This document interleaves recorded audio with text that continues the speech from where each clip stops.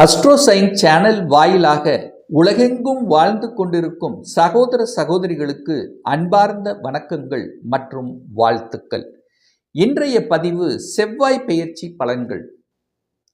பொதுவாக செவ்வாய் என்னாலே சகோதர காரக கிரகம், நிலத்துக்கு காரக கிரகம், கட்டிடம், நெருப்பு, அதிகாரம், மருத்துவம் துறைக்கு சொந்தக்காரர்.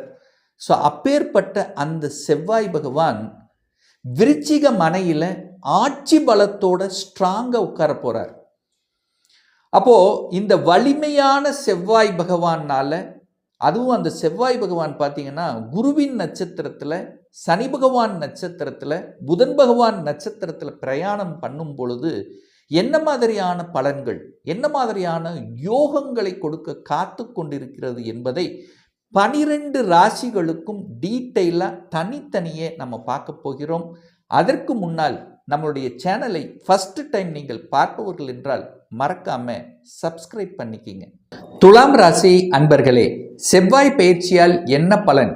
6/12/2025 வரை விருச்சிக மனையில் ஆட்சி பலத்தோடு இருக்கக்கூடிய செவ்வாய் பகவானால் என்ன மாதிரி மாற்றங்கள், யோகங்கள் கிடைக்கப் போகிறது என்பதை பற்றி பார்க்கும் பொழுது, இந்த துலாம் ராசி என்பவர்களுக்கு செவ்வாய் பகவான் யார் அப்படின்னா 2க்குரியவன், தனம், குடும்பம், வாக்குஸ்தானத்தின் அதிபதி. அதே சமயத்தில் 7க்குரியவன், திருமணஸ்தானத்தின் அதிபதி தான் அந்த செவ்வாய் பகவான்.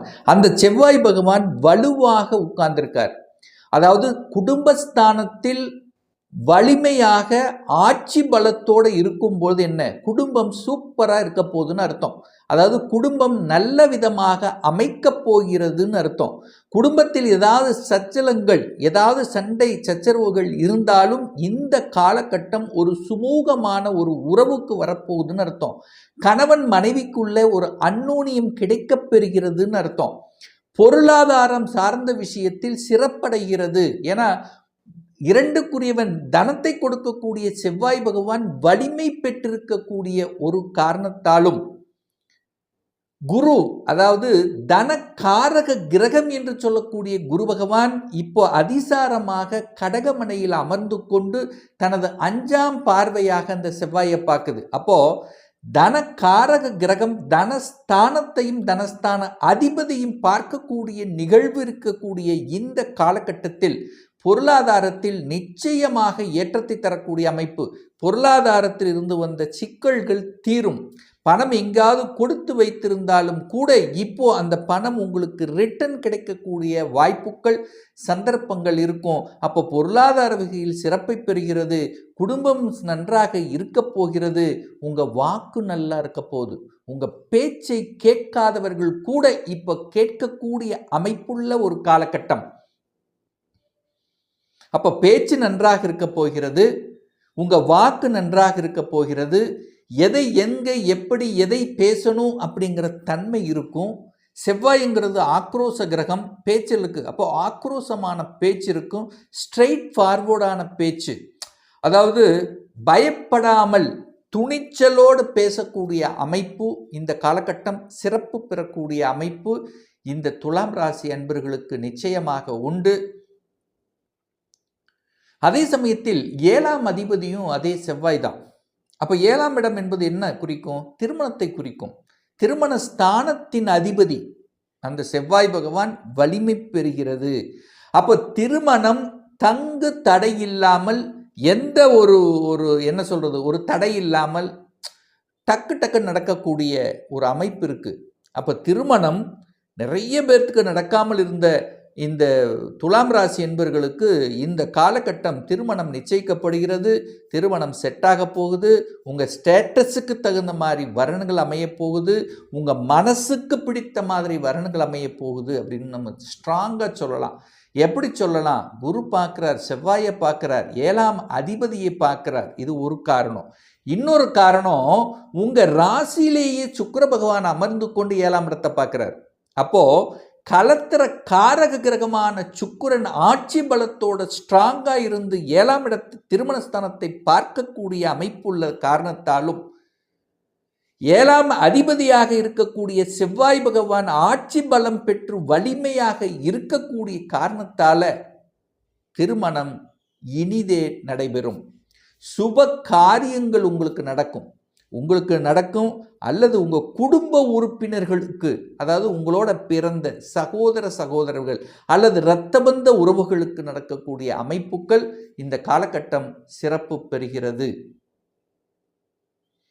கணவன் அல்லது மனைவி செட்டில் ஆகக்கூடிய அமைப்பு. 7ஆம் இடம் என்பது கணவன் அல்லது மனைவியை குறிக்கக்கூடிய ஒரு கிரகம். ஸோ அந்த கிரகம் வலிமை பெறும்போது கணவன் அல்லது மனைவி வேலை சார்ந்த விஷயங்கள், தொழில் சார்ந்த விஷயங்கள், அல்லது செட்டில் ஆகக்கூடிய அமைப்பு, அல்லது பணவரவு வரக்கூடிய அமைப்பு, அல்லது அவங்களோட சொத்துக்கள் ரீதியாக ஏதாவது ஒன்று வரக்கூடிய அமைப்புகள், இதெல்லாமே நல்லபடியாக இருக்கக்கூடிய ஒரு மாதம். கூட்டு தொழிலில் என்ட்ரி ஆவதற்கான ஒரு மாதமாக கூட இருக்கலாம். நிறைய பேர் சொந்த தொழில் ஏன் செய்யக்கூடாது, இதுவரைக்கும் வேலை செஞ்சது போதும், ஏன் சொந்த தொழில் போகலாம் அப்படிங்கிற அந்த எண்ணங்களை கொடுக்கக்கூடிய அமைப்பு இருக்கு. கூட்டுத்தொழில் இருந்து வந்த பிரச்சனைகள் விலகக்கூடியது. சமூகத்தில் ஏதாவது ஒரு அங்கீகாரம், ஒரு பொதுநல சேவைகள் செய்யக்கூடிய அமைப்புகள், சந்தர்ப்பங்கள் இந்த துலாமுக்கு நிச்சயமாக ஏற்படுத்தும். இந்த செவ்வாய் பகவான் பார்த்தீங்கன்னா அனுச நட்சத்திரத்தில் டிராவல் பண்ண போகிறார். எப்போ அப்படின்னா நவம்பர் மாதம் 1ஆம் தேதியிலிருந்து நவம்பர் மாதம் 18ஆம் தேதி வரை அனுச நட்சத்திரத்தில்.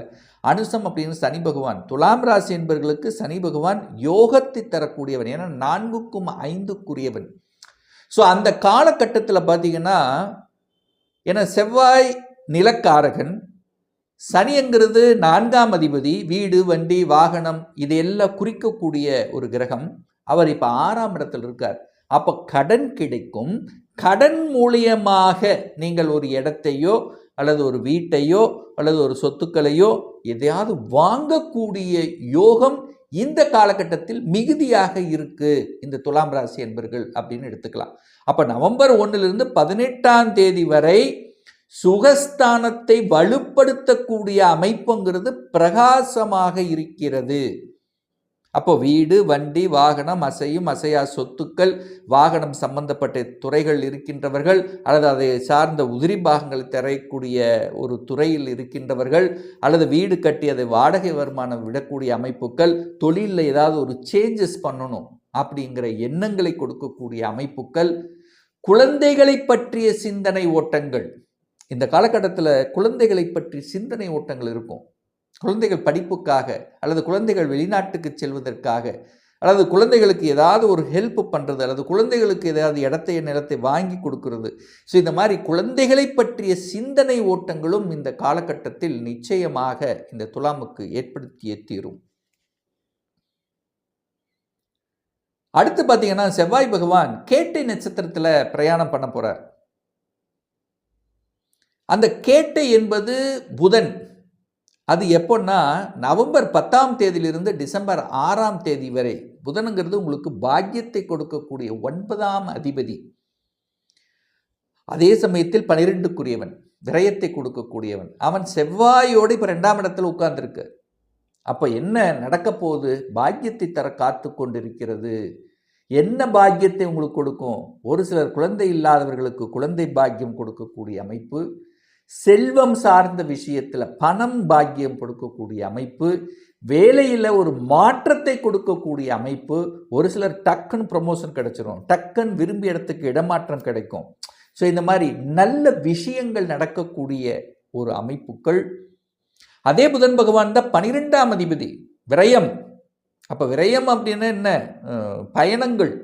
பயணங்கள் செல்வதற்கு, தூரதேச நாடுகளுக்கு செல்வதற்கு, அதாவது இம்போர்ட் எக்ஸ்போர்ட் சார்ந்த துறை ரீதியாக தன்னை ஈடுபடுத்தி கொள்வதற்கு, வெளிநாட்டு சம்பந்தங்களை உருவாக்குவதற்கு. ஏன்னா 12ஆம் இடம் என்பது வெளிநாட்டு தொடர்புடைய ஒரு இடம். ஸோ அதனுடைய நட்சத்திரத்தில் தனாதிபதி செல்கிறார் அப்படின்னா பணம் நீங்கள் வெளிநாட்டில் இன்வெஸ்ட் பண்ண போறீங்க. அந்த வெளிநாட்டு தொடர்புகள், ஒரு கனெக்டிவிட்டி இருக்கும். முதலீடுகள் செய்வதற்கும் இந்த காலகட்டம் சிறப்பு பெறும். அதில் மாற்று கருத்தும் கிடையாது. அப்போ செவ்வாய்ங்கிறது நிலக்காரகன் மட்டும் கிடையாது. சகோதர வகையில் இருந்து வந்த பிணக்குகள் ஏதாவது சரி செய்யணும், அவங்களுக்குள்ள இருந்து வந்த அந்த இரத்தபந்த உறவுகளுக்கு இருந்து வந்த அந்த இதுல சரி செய்யக்கூடிய அமைப்புகள், ஒரு அன்னோனியம் கிடைக்கக்கூடிய அமைப்புகள், வாய்ப்புகளை உருவாக்கும். நிறைய இந்த துலாம் ராசி அன்பர்களுக்கு பார்த்தீங்கன்னா இந்த நெருப்பு சம்பந்தப்பட்ட அப்படின்னா எடுத்தால்னா என்ன, நெருப்பை பயன்படுத்தி செய்யக்கூடிய சிகப்பு நிற பொருட்கள் சம்பந்தப்பட்ட இந்த நிறைய பேர்த்துக்கு இந்த வம்பு வழக்கு கோர்ட்டு கேஸ் இதில் இருக்கிறவங்க அந்த சிகப்பு நிற கட்டிடம் அப்படின்னா என்ன, காவல்துறை அதுக்குள்ளே போகக்கூடிய விஷயங்கள் எல்லாம் இப்போ சக்ஸஸ் கொடுக்கும்.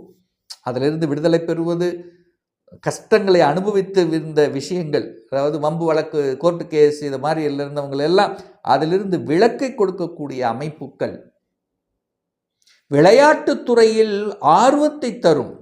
செவ்வாய்ங்கிறது நல்ல ஒரு தன்னுடைய உடலை ஒரு ஒரு ஒரு கம்பீரமாக வைத்து கொள்வது, உடற்பயிற்சி கூடங்களை நிறுவுவது, இதெல்லாம் இந்த சக்சஸ் கொடுக்கக்கூடிய அமைப்புங்கிறது இந்த துலாமுக்கு நிச்சயமாக ஏற்படுத்தும். சார் இதெல்லாம் சக்சஸ் கொடுக்கணும், ஒரு நல்ல தெய்வ வழிபாடு முருகப்பெருமானை தான். அதாவது குடும்பம் நல்லா இருக்கணும், கணவன் மனைவி நல்லா இருக்கணும், எனக்கு பணம் புழக்கம் நல்லா இருக்கணும், என்னுடைய வாக்கு நல்லா இருக்கணும், முருகப்பெருமானை கெட்டியாக பிடித்து கொள்வதும் செவ்வாய்க்கிழமை என்று வழிபடுவதும் இந்த துலாம் ராசி என்பவர்களுக்கு ஒரு நல்ல ஒரு உத்வேகத்தை கொடுக்கும் அப்படிங்கிறதுல மாற்று கருத்து கிடையாது. இன்னும் ஒரு துல்லிய பலன் வேணும். இந்த 2025 சொந்த தொழில் செய்வதற்கான கொடுப்பினை இருக்கா?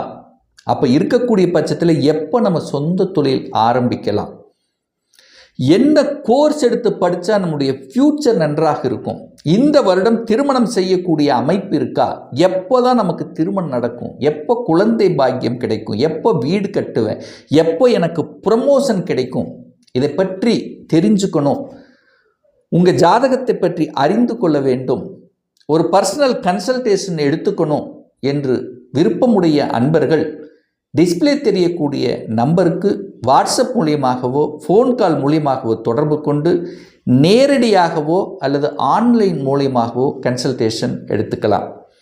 நம்மளுடைய அலுவலகம் கோயம்புத்தூரில் அமைந்துள்ளது.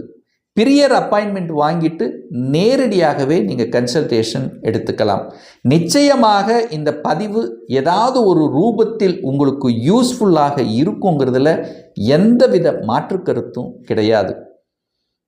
இந்த ராசி நட்சத்திர நேயர்கள் அனைவரும் வாழ்க வளர்க வளம் பெறுக என்று எனது வாழ்த்தினை தெரிவித்துக் கொண்டு விடைபெறுகிறேன். நன்றி, வணக்கம், வாழ்த்துக்கள்.